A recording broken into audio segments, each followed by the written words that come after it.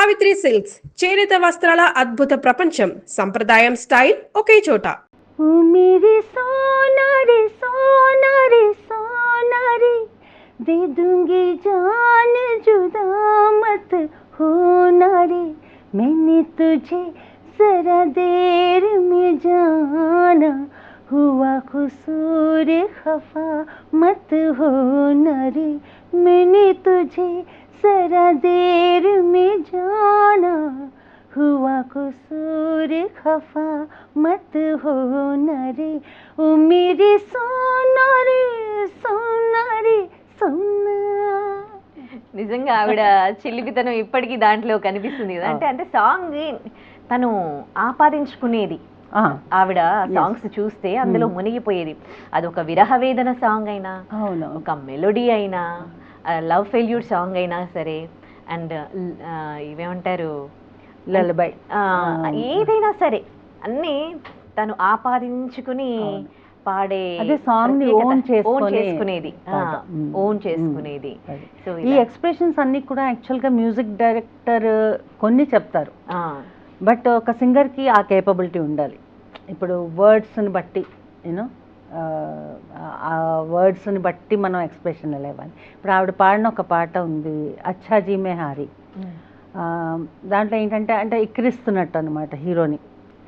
अच्छा जी मैं हारी चलूं मान जाओ ना, देखी सबकी यारी मेरा दिल जलाओ ना, अच्छा जी मैं हारी चलूं मान जाओ ना.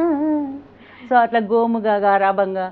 సో షీ షోడ్ ఎన్ని వెరైటీస్ ఆఫ్ ఎక్స్ప్రెషన్స్ ఆవిడ చూపించారు ఆవిడ పాటల్లో. మీరు ఇన్స్పైర్ అయింది ఇదే విషయంలోనా? మీన్స్ మీరు ఫాలో అవుతూ ఉంటారా? ఇది ఫాలో అవుతూ ఉంటాను. అండ్ అదే చెప్పాను కదా, నాకు చిన్నప్పటి నుంచి విని విని ఐ వాంట్ బి వర్సటైల్ అనమాట. అంటే ఈ పాటలకి సెట్, విజయలక్ష్మి ఈ పాటలకి సెట్ అవుతుంది, ఈ పాటలకి సెట్ అవుతుంది, అలా కాకుండా any genre, any kind of song excel అవ్వాలి. అంటే పాడడం వేరు, ఎలా పాడతాం అనేది ముఖ్యం కదా. సో అలా నేను చాలా ఇన్స్పిరేషన్ ఆవిడ నాకు. ఇప్పుడు జనరేషన్ ఈవిడ నుంచి, ఆశా భోస్లే గారి నుంచి ఏం నేర్చుకోవాలి? ఇన్ని 8 దశాబ్దాల పాటు ఆవిడని ఇట్లా సంగీత ప్రపంచంలో ఆవిడ ఆరితేరారు అని అంటే ఏంటి ఆవిడ నుంచి ఆవిడ ఫాలో అయ్యింది? ఇప్పుడు సంగీతం ఎవరైతే పాటలు ఆలపిస్తారో గాయని గాయకులు, ఆవిడ లైఫ్ నుంచి ఏం నేర్చుకోవాలి? డెఫినెట్గా మీరు ఇందాక ఇంట్రోలో చెప్పినట్టు ఆవిడకి జీవితం ఏం పూల పాన్పు కాదు. సో చిన్నప్పటి నుంచి ఆవిడ కుటుంబ పరంగా, ఆర్థిక పరంగా వాళ్ళు పాడి సంపాదించి అంత పెద్ద కుటుంబాన్ని పోషించవలసి వచ్చింది. అది కాకుండా ఇందాక నేను చెప్పినట్టు ఆవిడకి స్టార్టింగ్లో ఎవరు ఇంపార్టెన్స్ ఇవ్వలేదు. సో చాలా తక్కువ పాటలు, చాలా నెగటివ్ షేడ్స్ ఉన్న పాటలు అటువంటివే ఇచ్చారు. కానీ ఒక వ్యాంప్ క్యారెక్టర్కి, ఒక నెగటివ్ క్యారెక్టర్కి అటువంటి పాటలు ఇచ్చారు. కానీ ఆవిడని మెయిన్ స్ట్రీమ్ హీరోయిన్ వాయిస్ లాగా ట్రీట్ చేయలేదు. So she also went through all the experiences. ప్రతి వాళ్ళకి ఉంటాయి జీవితంలో కష్టాలు. సో దాన్ని అధిగమించి, so luckily she found someone like OP Nayar who could tap her talent. ఆ టాలెంట్ని బయటకు తీసే ఆవిడకి వేరియస్ సాంగ్స్, ఆవిడ పాడిన ఈ సాంగ్ ఉంటుంది, ప్రాణ్ జాయ్ పర్వచన్ జాయ్, beautiful song. So very slow song అనమాట. చైన్ సే హమ్కో కభీ ఆప్నే జీనే నా దియా, ज़हर भी चाह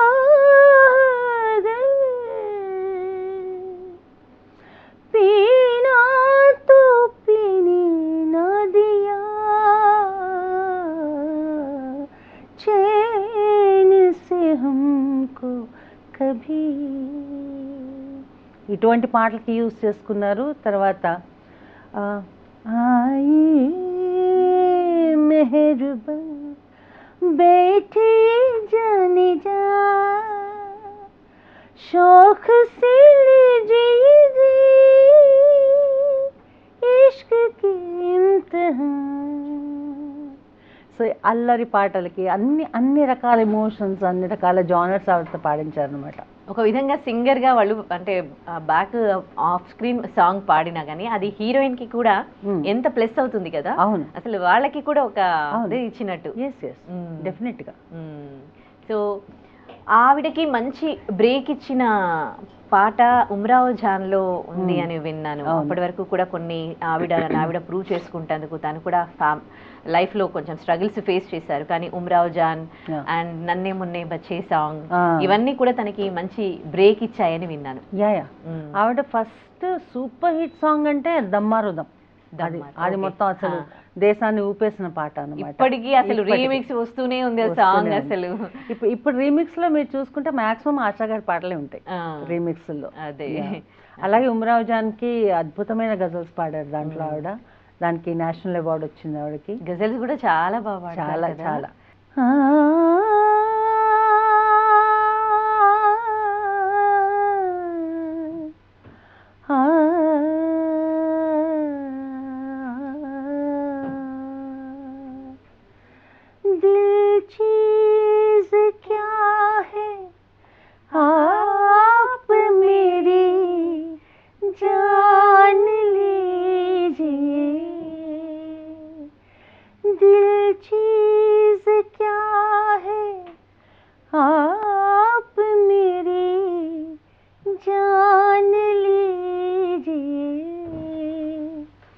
बस एक बार मेरा कहा, बस एक बार मेरा कहा मान लीजिए,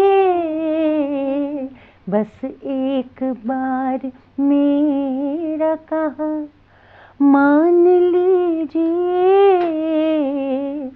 दिल चीज क्या है आप मेरी जान लीजिए. అసలు ఆ పాటలు తలుచుకుంటేనే ఎంత బాధ అవుతుందో ఆవిడ లేరు అని అసలు తట్టుకోలేకపోతూ ఉన్నాము. అయితే మీరు ఆవిడ ఒక 2-3 దశాబ్దాలు తన కెరీర్ ప్రారంభించినాక మీకు ఒక ఐడియా ఉండుంటుంది, ఎందుకంటే ఆవిడ 92 years కదా. సో ఆ టైంలో అంటే సింగర్స్ మధ్యలో కాంపిటీషన్ అనేది ఎలా ఉండింది? మీరు అప్పుడు మీకు ఊహ తెలిసినప్పటికీ ఆవిడ ప్రస్థానం అనేది ఎలా సాగింది, అది మీకేమన్నా ఐడియా ఉందా? యాక్చువల్గా అంటే అందరికీ తెలిసిన విషయమే, లతా గారికి ఆశా గారికి ఎప్పుడు అంత పడదు అనేసి. సో ఒకే బిల్డింగ్లో ఆపోజిట్ ఫ్లాట్స్లోనే ఉంటారు వాళ్ళు. కానీ ఎప్పుడు అంటే లతా గారు చాలా ఓవర్ షాడో చేసేసారు starting first 50s and 60s. So ఎప్పుడైతే 70s ఈ పియాతు అప్తో జమలి దమ్మారుదం ఈ సాంగ్స్ అన్నీ వచ్చాయో అప్పుడు ఆశా లైమ్ లైట్లోకి వచ్చారనమాట. సో ఎప్పుడు వాళ్ళది ఒక లవ్ అండ్ హేట్ రిలేషన్షిప్ లాగానే ఉండింది లాస్ట్ వరకు అనమాట. సో సిబ్లింగ్స్ అయినా కూడా ఒక సింగర్స్గా ఒక కాంపిటీషన్ అయితే ఉంటుంది. సో ఇక్కడ విచిత్రమైన విషయం ఏంటంటే, ఒకటి నేను 2 నేషనల్ రియాలిటీ షోస్లో పార్టిసిపేట్ చేశాను. ఒకటి గెలిచాను, ఒకటి రన్నర్ అప్.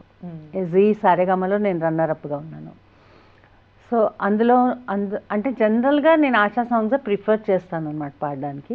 అందులో నాకు నేను రన్నర్ అప్గా నిలిచింది ఆ సాంగ్ కూడా ఆశా గారిదే. రెండో రియాలిటీ షో లతా గారి షో, అంటే ఆవిడ ఓన్ షో అది. యశ్ చోప్రా ప్రొడక్షన్స్ వాళ్ళు చేశారు. ఆవిడ own show. Yash Chopra mrs Pam Chopra ఆవిడ, she was the director of the show. So ఎప్పుడైతే ఆడిషన్స్ అయ్యాయో స్టార్టింగ్ అనమాట, జస్ట్ అందరినీ ఆడిషన్స్ పెట్టినప్పుడు నేను ఆశా పాట పాడా. ఆవిడ అసలు ఫ్లాట్ అయిపోయారు. వచ్చేసి ఇంకా అసలు ఆ మొత్తం ప్రోగ్రాంలో నన్ను అసలు వేరే పాట పాడనీయలేదు ఆవిడే. నేను ఏవి చూస్ చేసుకున్నా కూడా no I think you should sing Asha అని టోటల్గా నన్ను ఆ మొత్తం సిరీస్లో నా టోటల్ కాంపిటీషన్లో నేను ఓన్లీ ఆశా పాటలు పాడాను. అండ్ ఫైనల్ గెలిచాను. అండ్ ఫైనల్ గెలిచాక లతా గారు ఎదురుకుండా ఉన్నారు.